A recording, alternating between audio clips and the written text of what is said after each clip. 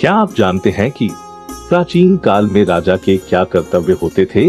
इस वाल्मीकि जयंती के अवसर पर वाल्मीकि रामायण में राजा के कर्तव्य। जब भरत जी का वन में भगवान श्री राम जी से मिलन हुआ, तब श्री राम जी भरत से कुछ प्रश्न पूछते हैं।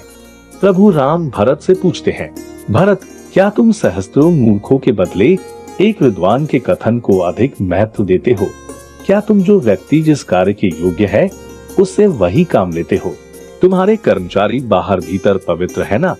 वे किसी से घूस तो नहीं लेते। यदि धनी और निर्धन में विवाद हो और वह विवाद न्यायालय में विचाराधीन हो, तो तुम्हारे मंत्री धन के लोभ में आकर कहीं उसमें हस्तक्षेप तो नहीं करते।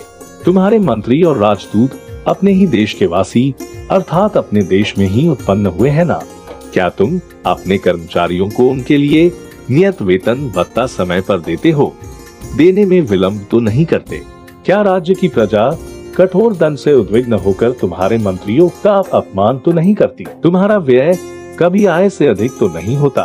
कृषि और गौपालन से आजीविका चलाने वाले लोग तुम्हारे प्रीति पात्र है ना?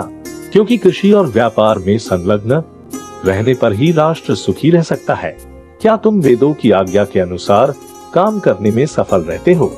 मिथ्या अपराध के कारण दंडित व्यक्तियों के जो आंसू गिरते हैं, वे अपने आनंद के लिए शासन करने वाले राजा के पुत्र और पशुओं का नाश कर डालते हैं। रामायण में इस काल में राजा के कर्तव्य आज भी कितने प्रासंगिक हैं, सोचकर ही अचरज होता है। आज भी हमारे देश के नेताओं को रामायण से शिक्षा ग्रहण करनी चाहिए।